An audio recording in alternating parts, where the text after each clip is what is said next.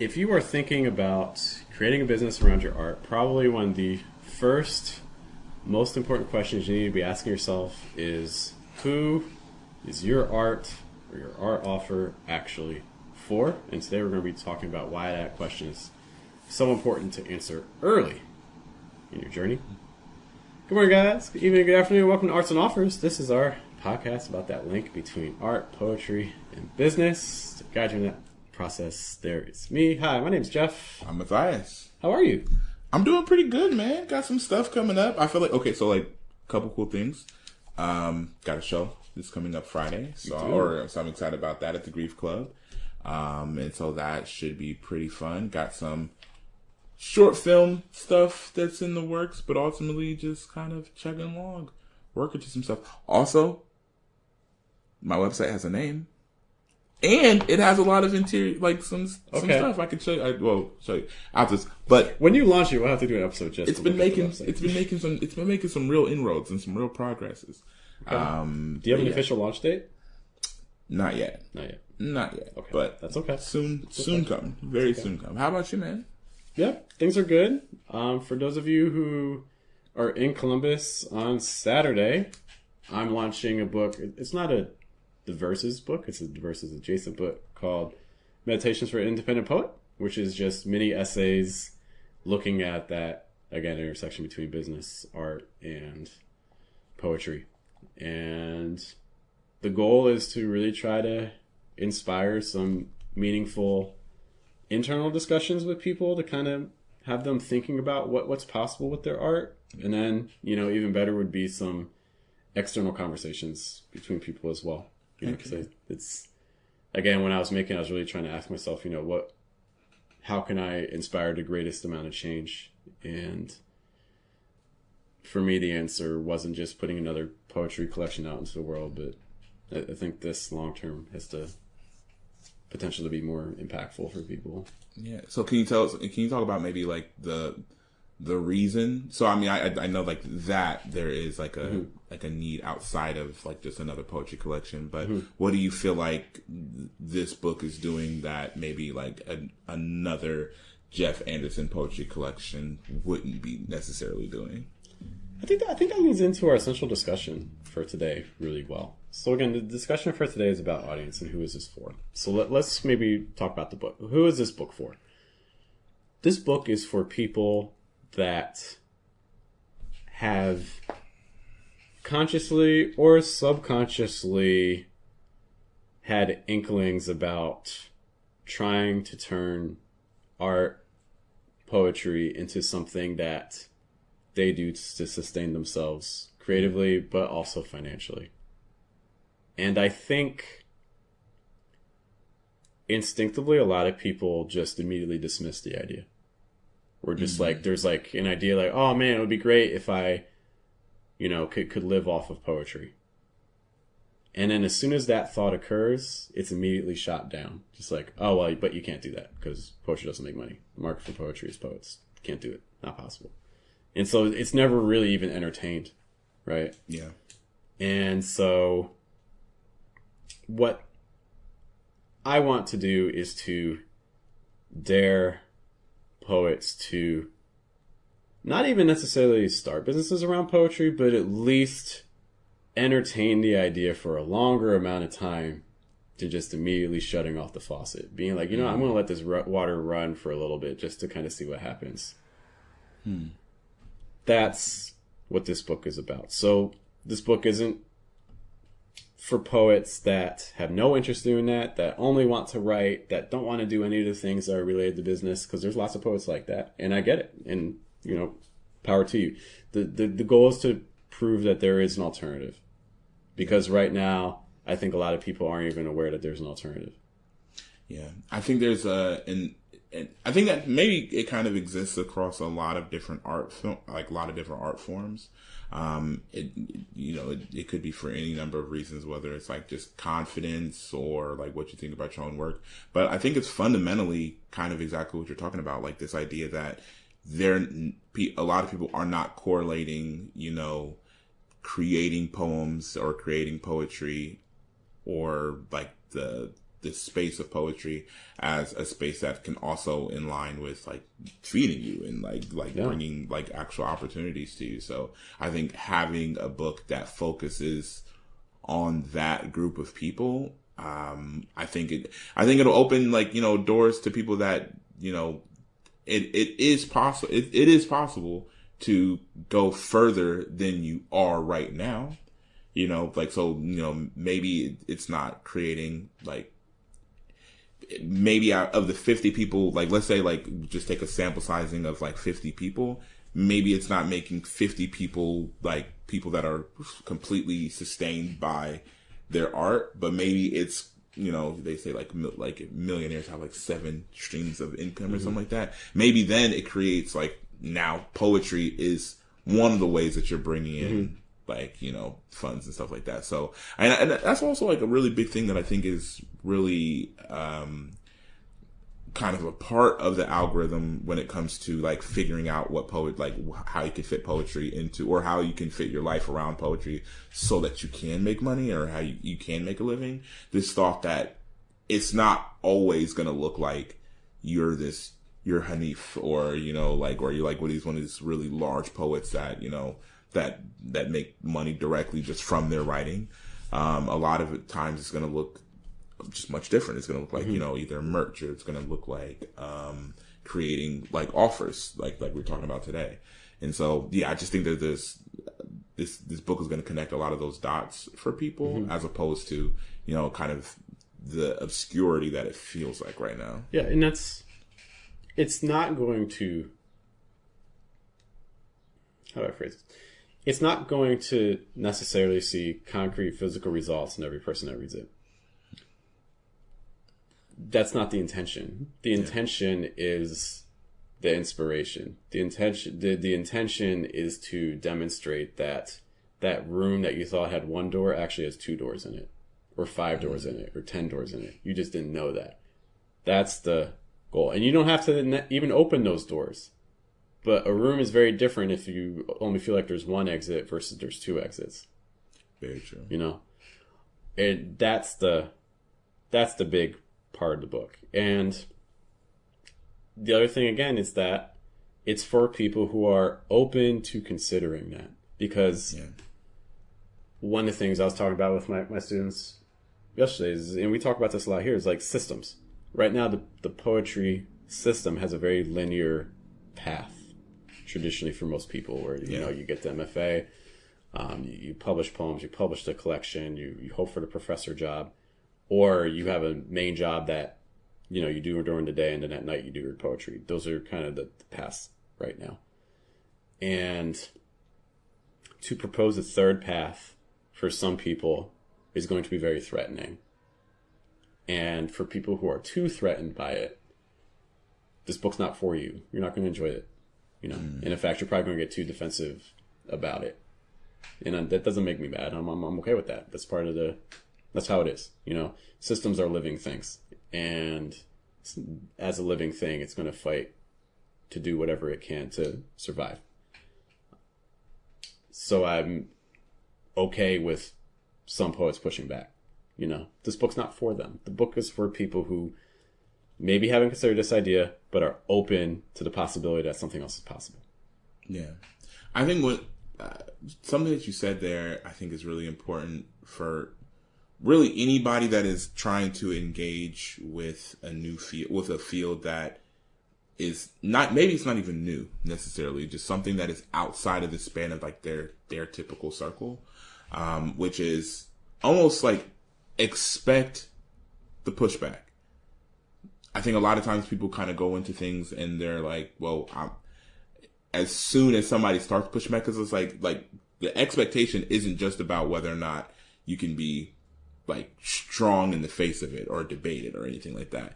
It's understanding what your reaction has to be or should be in the face of it. So it's like you're expecting that some people are not going to vibe with kind of like the message and like kind of the mission, but you're also not going to be like, well, I need to fight every single last one of these people that are trying to push back against mine. Like I know it's out there, but what I'm creating and what I'm building is for the the substantially fewer amount of people right. that are thinking that they can take this step and like push into this direction, and focusing your energy in that direction, I think is, again, it's just going to foster a lot better results than trying to be like, I have to fight on every single front that is combating my vision.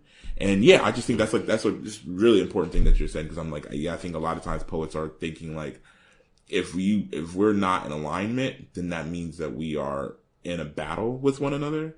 But like, maybe like you're in a battle with a concept, but you're not in a battle with the people that are following that concept. Like, you know, if it's working for you, that's great. Like, there's nothing that's stopping it from working for you. I'm saying, again, there's another door. There's another few doors. There's other things that me and these people are going to travel down, and we might, you know, we might find the kind of success that you would also render success. Yeah, it goes back to the idea, you know, you're not your poem. You're not your art. You create it, but there's a separation between the two. And an attack on the art is not an attack on you. And a disagreement over what the business is doing is not an attack on you. It's an attack on the business. And that's okay. Because there's no business out there that's successful that's targeting everyone. Sure. Like, for instance, everything about the message has to be about self-selection. Everything about the message has to be about letting people make the decision that, yes, I identify with this. No, I don't identify with this. Yeah. For instance, the title of the book. The title of the book is Meditations for the Independent Poet. That word independent is very intentional, because some people are going to look at independent poet and be like, what does that even mean? And for some people, that's going to be a turnoff. And for some people, that's going to be like, yeah, I'm not interested, you know? The book is, there's all kinds of factors I put into consideration that I think everyone has to put into consideration. Like, for instance, the book doesn't have a paperback version. The book is hardback because I want it to have that presentation element. Hardback, in theory, is more expensive than paperback, you know, so there's that sense of like, oh, I don't want to pay for that. So like, so it's already trying to do things like, it's not like a $5 book, right? Yeah. And so if people are looking for a $5 book, they're like, oh, well, I'm not going to get it. And that's okay. Not for you. The word independent is going to turn people off. The inclusion of, for instance, like meditations and things like that. Like, oh, like philosophy. I'm not interested in philosophy. I don't want to think, you know, when I'm reading. So I want something like everything is a message. Even when you're not trying to do a message, there's a message. Yeah. I think something that's interesting, okay, I'm not going to try to get too biblical here, but there's a scripture in Hebrews where like talking about like following like the deity, like Christ, right? And he's essentially saying like, I am not like, you know, I'm not a unifier, like I'm a sword. I'm dividing families and things like that because like the way is narrow, and like it's like there's a steep cliff and it's like a narrow way. And I think about that because it's like somewhat similarly, I'm not saying that Jeff is starting a religion. I'm not saying that yet. I don't know if maybe he wants, you know what I'm saying? I'm not going to try to limit him, but it's just to say that I think that a lot of times, well, the thing that we're trying to do is we're trying to bring as many people under our umbrella of agreement, because we think that like that is how you build, right? We think that the way that you build is taking somebody who like you have I mean, you kind of see this a lot of times too. And one of the reasons why I started kind of getting into like documentary a little bit, is because a lot of times artists, as specific as they've gotten when it comes to their like art, when it comes to like, let's say like poetry, is my poetry is for people who love poetry. My poetry is for everybody. And I'm like, very, very often, like those, like, I'm not going to call out what your poetry is or anything like that. But it's just to say that if your poetry was more specific, if your poetry was sharper, if you had a clearer voice as far as who you're talking to, then it can give you a lot more of a laser focus into who you're really speaking to. And similarly, like, let's say, you know, for again, for this book, it's like there are specific people who it's for, and then there's also inversely specific people who it's not going to be for, right? People that, exactly like you said, like they're like, there's things about this that are going to turn people off. And I'm like, it should. In the same way that, again, not to make it too like faith driven, but it's like if in any faith, right? It's like everybody might be welcome to try to join, but to be a part of the faith, there are some requirements. Like there are things that you have to believe or do or whatever, like whatever the requirements are. And if you're outside of those things, then maybe like, that faith or that space isn't for you. And I think similarly when it comes to like when you are a poet and you're trying to whatever work you're doing, if you're like, okay, my audience is this, if your audience is just everybody, then I think more than just displeasing some people, you're not pleasing anybody enough. You know what I mean? Like there's somebody out, like, let's say LeBron James fans. If I was like, my poetry is for LeBron James fans and all of my poems were about how great LeBron is and about like how he's clearly the GOAT of all players and all this other stuff. And that was my entire poetry. That was the entire breadth of my poetry. I'm going to be getting like people that I talk to are going to like, they're either going to come to me in agreement, like I love LeBron, or they're going to come to me in disagreement. I hate LeBron. I can't stand LeBron. But like, understand, like I've drawn a line and I've created, like my audience is just, what my audience is almost as important as what my audience isn't, because I'm pushing into the people that it is. And there's also value in the people that it isn't. You know what I mean? But yeah, like, just like this idea that, yeah, like in that space, you're creating a division. You're intentionally creating a division. You're deciding, hey, these people that don't like what I'm doing are also supposed to not like what I'm doing. Like, that's kind of the point. The point is that whatever I'm doing right now is against their mission, is against the thing that they want to be happening. Like, even when we talk about like the phrase of like independent poet, I think when I think about that, I think like either A, everybody could feel like they're an independent poet. But then B, it's like, then also a lot of people maybe feel like you can't be an independent poet. What do you mean? Like, you have to be part of a group. You have to be part of this big substructure that supports you in these 50 different ways or whatever like that in order to really be a professional poet that's making things or making money off of their work. So yeah, creating divisions is important because it detracts people that it's not for, but also it attracts people that it's for. I would even expand on when you say like creating divisions, I would say like emotional divisions, because the more you can get an emotional response, you don't just want people to say like, oh, I don't want that. You want people to say, I really don't want that. You don't just want people to say, I like that. You want people to say, I really like that, because the reality is we're so flooded with information that we just, in general, don't have an emotional response to most things we encounter. So if we're able to create an emotional attachment to what we create, then we're more likely to generate a response and get people to share what we're doing. Yeah. You mentioned a lot of things that I want to touch on. Again, the work isn't for everyone. Seth Godin mentions a concept called the smallest viable audience. That's what we want. Instead of making the poem for as many people as possible, it's almost the opposite. We want to make the poem that's for the smallest number of readers I need, to be able to do what I need to do. Yeah. Like, for instance, some people are like, I don't believe a lot of poets when they say this, but a lot of poets are like, if I can just help one person with my poem, I'm happy. Well, then your smallest viable audience is one person. And I imagine your chances, objective quality of the poem aside, you can probably find that one person it resonates with, and you can achieve your mission.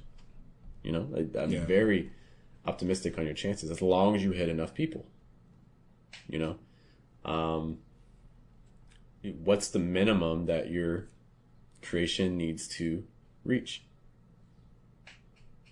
The other thing I want to touch on is you mentioned like the LeBron James poems. So this, again, it kind of speaks to this idea of like who are we writing for? Like when you have a specific person in mind, because you're not writing for everyone. So let's imagine you have someone specific in mind. You mentioned LeBron James fans. Imagine that you create a collection of poetry for LeBron James fans. You can almost imagine what that book would look like. What's on the cover? A picture of LeBron. A picture of LeBron. Blocking Andre Iguodala. Okay, so you might have like a shot from the game. You might have like or the one of him on top of the scores table. You might have that. You might have him with the powder, you know. Yeah. You might have him his face, but then in the background you might have like a background of like Akron or of like LA or something like that. You can see that in a bit like the city, you know. Yeah. You can imagine page 23 has a real special poem on it or something like that. Yeah. You can imagine what the bio would be. You could probably imagine what the font would be. You can imagine what the colors would be. Most likely something related to either Cleveland or LA, like the Lakers or something like that. St. Vincent, St. Mary. You know, whatever, you know. You know, like you can imagine all these things. I just say, hey, I bought a book of LeBron James poems, and these are all the things that immediately hit you. Yeah. That's what we need. Because the more specialized you go in, the more you can go in. Yeah. You know, if you're like, I'm writing a book for moms, then you have an idea what you need to put on the cover. You have an idea what kind of words you need to include in your poems. If I'm writing a book for kindergartners, I can't write it the same way I would write it for scientists. I can't write it the same way I would write it, you know, for basketball players. I can't write it the same way I would write it for, you know, chefs. Yeah. You know, a cookbook needs to feel different than a book of poems. Very true. Yeah, and I think that kind of specialization, I think, you know, really when it comes to anything, right? So when it comes to even inside of your poem, right? When you're writing your poem, if you're writing your poem from somebody's perspective, it's like, okay, really think about that perspective. Really think about, you know, as opposed to just being like, I'm saying the words that agree with this person's perspective. Think about what words would that person use? How would that person talk? And so like those same things that work for specializing in making your poem more specific also work for collections and like the brand, the overall brand. It's like, okay, if I am speaking from this person's perspective, like I would not expect somebody to be like, that is not a basketball fan, that has no idea anything about LeBron or anything like that, and then them see that LeBron James has, you know, they're like let's say we're having this conversation, and because we're having this conversation, somebody else is like, oh, I want to write a LeBron James book, but they don't have any idea anything about like sports or anything like that.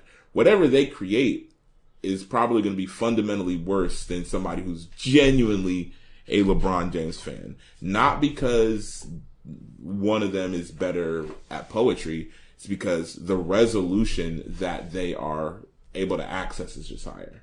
They're able to, again, think about the things that you just said. They're able to think about, man, the colors. Let's think about what would be on the front. Like, what could I talk about? Maybe even like I could make like the poems titles, because it's like he's been in the league for 22 seasons, and every season like the team has like a slogan for, you know, what they want, like, you know, all in, you know, all together, stuff like that. Maybe you could even be like, each poem title is like one of those slogans, really cool, like from like throughout his years. And like there's just all kinds of things that like, because of the fact that you lived in it and like you're like this was your life, that you could really access.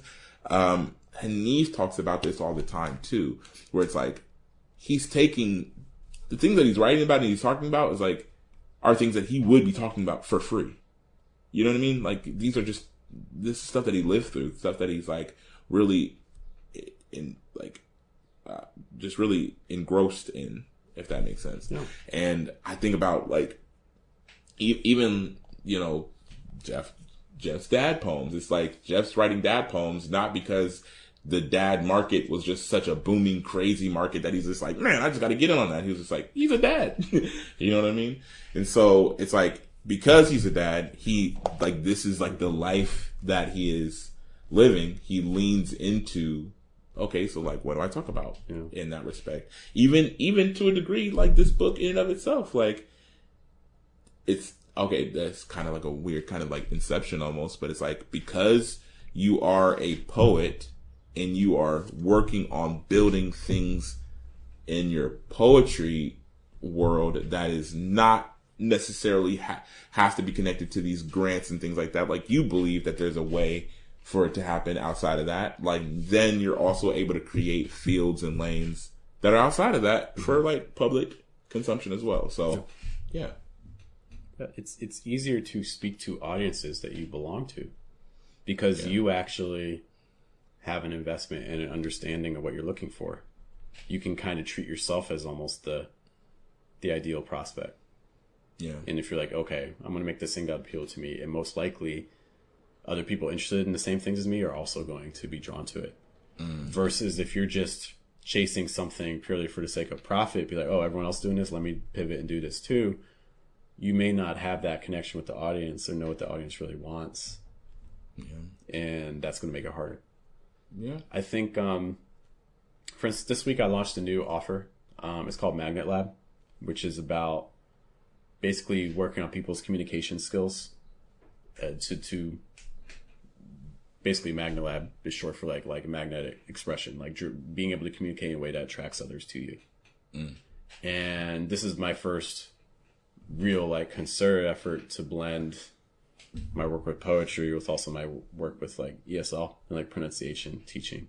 So like this is the first time I have students in one place that know me from the pronunciation space, but then also know me from, and then other people that know me from the poetry space, and they're coming together in one area versus before my pronunciation students were here and my poetry, communities were here. This is the first time they're actually kind of being merged together.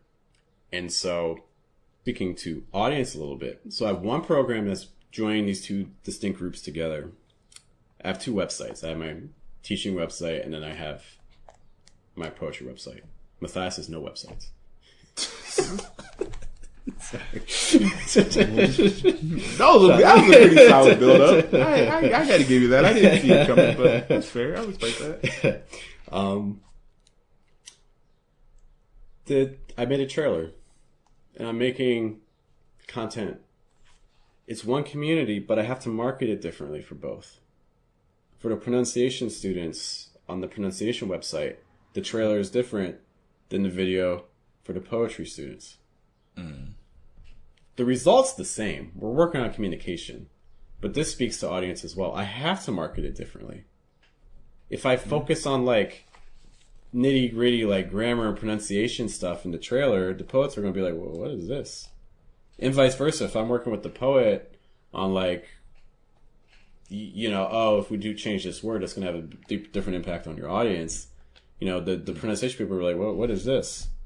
The reality is that the things we work on are going to be a benefit to everybody. Yeah. I know that, but they don't know that. So when I'm marketing it, and this again comes with understanding your audience. So when I'm creating the marketing for it, I have to target different aspects. Yeah. You have to. 100%. So this is when we talk about, who is your art for? This is why we want to consider that. Because when you answer that question, you also answer 1,000 other questions. Because that answers the question of what font do I use? What color do I use? What word do I use? What tone of voice do I use? How do I present myself? Attire-wise, do I need to wear a shirt and tie? Can I wear a hat? Can I not wear a hat? Do I need to wear jeans? Do I need to wear pants? Do I need to wear shorts? Do I need to have a surfboard? Like, all these things become dependent on the person that you're talking to. Yeah. So, it's a lot like getting to know, like, individual people. You know what I mean? It's like, if I'm going somewhere, like, if my wife has like an event and I'm like going somewhere with my wife, like I know that okay, I have to, or maybe it's like I have to like maybe dress, maybe like okay, like how like what's a good like complimentary way to dress, like maybe like the thoughts that I would even when it comes to like talk about like poetry performing, it's just like if I'm going to a church event to perform poems, there's like 5 poems I'm like I would never do at a church.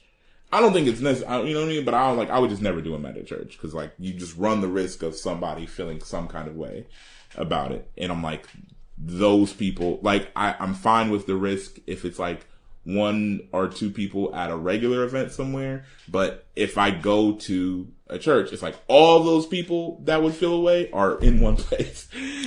And like that's kind of hard. It's like you know, like okay, like these are people that if I'm saying these things, like this is kind of things are going to run the wrong way. Yeah. So like, no, go ahead. Conversely, like there may be people out there that are like, I want religious people who also want more reverence.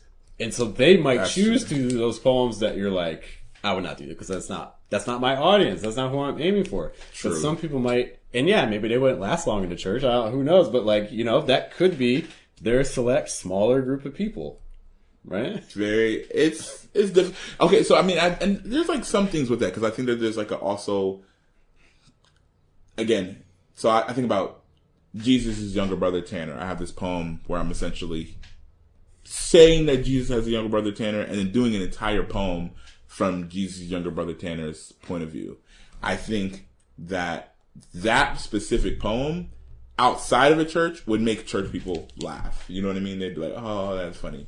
Inside of a church, there's like a different feeling. So it's especially specifically towards the kind of events that you like would do at a church. Because like I've done a performance for a church that's been like, this is their Easter, like pre-Easter art show or something like that. And I'm like, for that show, it's like we have, you know, a lot of youth, a lot of adults and stuff like that. And there's no cursing or anything or like, you know, like sexually explicit language or anything. But there's a concept that for that event, I'm like, these people would not be super on board with. But again, outside of for the show that I have coming up, I don't think I'm gonna do that poem, but I wouldn't have an issue with doing that poem. So that speaks to the exact same thing that I was doing with, you know, with the offer for the poets versus the English. Yeah. It's the same exact thing where it's like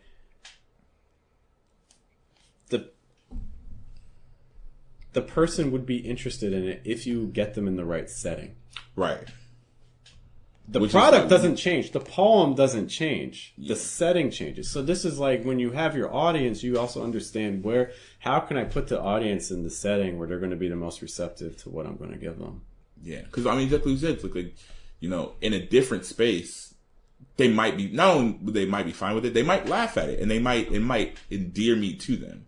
But they're not in a position to be super receptive to it. So, like, in the same exact way that it's like, you know, if they are one of your language students, maybe their accessibility towards, you know, poetry and like how like that's going to affect their lives in that regard. Like maybe it's not super readily available until they're in a setting where you're able to put it all together and you're able to be a lot more direct with like how you're kind of formulating it and you're doing it right in front of them, as opposed to them receiving it and then like you hoping that they just kind of put it together themselves.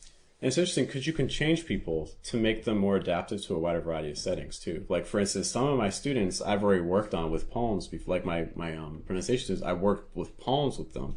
So with them, I could have sent them the poetry sign up link and they would have been okay with it.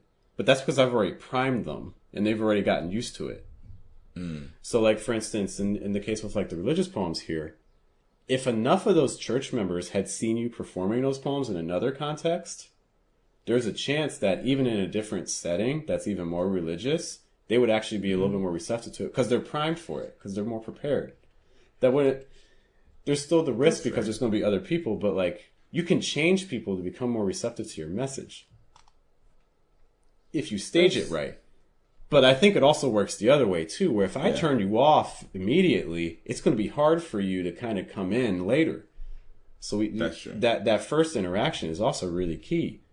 100%. Yeah, I think there's like there's always like a middle ground to kind of. I mean, a lot of it's about like, you know, consistent calibration. Like today, I could learn something about my audience or who I'm speaking to. Because I mean, generally, I mean, I'm sure maybe like to a degree, it's similar for you. Maybe not all the way, because I think you're maybe at a different point of reference for each of your audience, like for like both like the language people and the poetry people. Because like for the poets, like you're amongst them, but like you're not learning, or you're not learning the things that you're teaching within like your language like courses. But like you might tomorrow learn something like, oh, like this is like a real need to this demographic, to these people that I'm reaching, and you're able to kind of like almost throw an audible, you know what I mean? And I think that's like something that's similar with, you know, a lot of the work that I do, and a lot of the work that like, you know, people would do out there with their poetry audiences, where it's like, even though it's like appealing to you, and you're like, I am who I'm speaking to in some ways, because you are in a lot of ways. But it's like, if you found out that, oh man, like performing this kind of poem in this voice, for some reason, everybody loves that. Like they, like the people that I'm talking to, everybody loves that. It's like, it wouldn't be a bad idea for you to explore what it might look like for you to do it more. Yeah. So I think, one of the last things I kind of want to leave people with is maybe just some like general questions you can be asking yourself with regards to finding out who is your work actually for. If you're receptive to this idea that my work is not for everyone, it's for a specific group of people. So some question I would consider is, who is the person that you think would enjoy what you're doing or get the most benefit from what you're doing? So I think it starts with them. And once you have that in mind, I would like, and maybe even do this on paper, but you can do it like as a mental exercise, but I would try to write down, what are some things, one, that you think they need? Yeah. But the problem is you can't really just stop there, because a lot of times people don't go after what they need, they go after what they want. So then you have to ask yourself, what do these people want? So for instance, when I'm making this book, like the meditations book, because it's talking about something that is serious, slightly academic, entrepreneurial, I have to do things that make people feel like they're getting what they want. And I'm a firm believer that for a lot of people, you know, people have to pay bills and things like that. But in general, a lot of people have shelter covered. A lot of people have food covered, which takes us higher up the chain of needs, right? Yeah. So a lot of people, what are they actually looking for? They're looking for things that are connected to status, and they're looking for things that connect to belonging. And then for an even more select group of people, they're looking for things that tie to self-actualization. Yeah. So when I'm creating this, I need to create something that makes them feel like they're elevating their status. So that's another reason why I felt like the book had to be hardcover. Because if it's paperback, that's just going to feel like any old book. But a hardcover book, I think people approach it differently. The cover's very minimalist. It's very clean. I didn't want something too busy, because I think that that's going to convey a tone of serious informality to it. You know, so this is something that, like, for instance, you could have on your bookshelf. Jeff is such a goofy guy.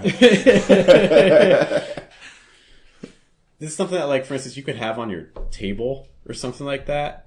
And even if people don't read it, even if you don't read it, if you just put it on your shelf, I want it to be something that people see it and they make a projection like, oh, this is a person that seems very sophisticated or educated, or this is a person that seems, you know, serious about like developing themselves or things like that. Yeah. That's another gift that the book is trying to give you. It's trying to give you a way that you can elevate your status just by displaying it. Yeah. You know, we have to be thinking about not just who our audience is, but how can I give you as much as possible? Yeah. Oh, and also I'm just, from everything that you're saying, it's like how both your, let's say the experience of reading the book, to the experience of having the book, to the experience of even just carrying the book, like kind of the tactile feeling of walking around with a hardcover book, something like that. To again, what you're saying, like this, like the minimalist cover. So like the presentation, like everything is on brand, is in agreement with each other. You know what I mean? Like if you have, you know, all of these aspects that are super, like that are like as like these clean minimalist aspects of this book, from its like from the interior to the like how it feels tactily, and then even the cover presentation, but like on the front where it says like your name, if it's like these big goofy cartoon bubble letters, and you're just like it just immediately is like immediately in disagreement with everything else you're doing. And so like really looking for the ways that you can communicate one singular message with like your product. And even like the pages of the book, the pages it's black pages with white text. Most people don't read books with black pages and white text. So this is something that, again, you could be like reading this like on the bus or like, you know, in a coffee shop or something like that, and people can like just look over like, oh, that's interesting, black pages, like what, you know? So like trying to put you, even knowledge in discussions and thoughts aside of what's actually happening inside the book is designed to automatically put you in positions of elevated status compared to the people around you. It's like starting discussions, standing out, not like in like a gaudy kind of way, but in a way that's like, oh, this is different, you know? And that's how it's designed, because these are the things that I think my audience is going to be looking for. 100%. Any other questions that you think are helpful for people to be considering about when they're thinking about their audience? No, I mean, I think we kind of covered everything. I think really just considering that who you want your audience to be may not be who you are almost intuitively reaching, which is very true. Like that's like one of the big things that I think it's also like I realize that when I'm talking to because I do like these like little small short kind of like little documentaries, and whenever I'm talking to somebody, like I can see like a really big difference between somebody I'm talking to that like has really found their audience and has really like kind of honed in like who they're servicing and who they're trying to reach, and then somebody who's still in the phase of like, I just hope as many people as possible just really truly love my work and love what I'm doing and things like that. And it's like the people that you are thinking that you're attracting, like I think, you know what? I think it is a lot of times. I think people are fans of fan bases. So just like you can be a fan of like some big superstar, you can also be a fan. Like the thing that you want is for people to regard. Just let's take a little known artist by the name of Beyonce, right? A lot of times, like, name, please. Just hear the ding the door knocking. But a lot of times, like the thing that a lot of artists are experiencing isn't like this, or isn't just an admiration for Beyonce. It's I want Beyonce. I want the kind of, you know, love and fanfare that Beyonce's audience shows towards myself. And I'm like, your fan base might look completely different from Beyonce. Like maybe there's no reason for you to expect that there's even any overlap.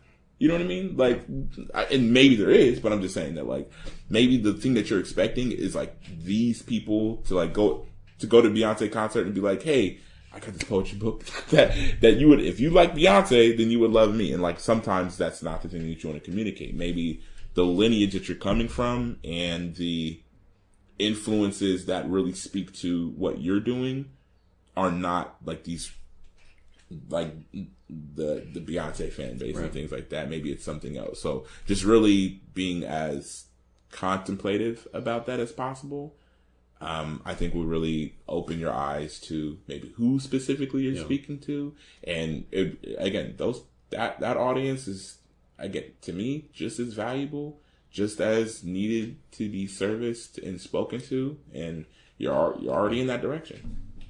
I would just caution that, because the idea of like YouTube, like let's say you make a channel about one thing and you make like 20 videos about that one thing, and then you make one video of you randomly at the beach, and then that beach video blows up and tons of people watch it, and your other stuff no one's watching. And so now you've put yourself in kind of a difficult position, because it's like you could continue to serve that beach audience, but that beach audience may not be who you want to, you know? So this is why it's important to approach things with intentionality. You can service that audience if it's something that you're really serious about and interested in. But if it's not, you're going to have a hard decision to make. Because you might be like, yeah, these people are responding to me, but they're not the people I'm really trying to aim for. So you have a choice.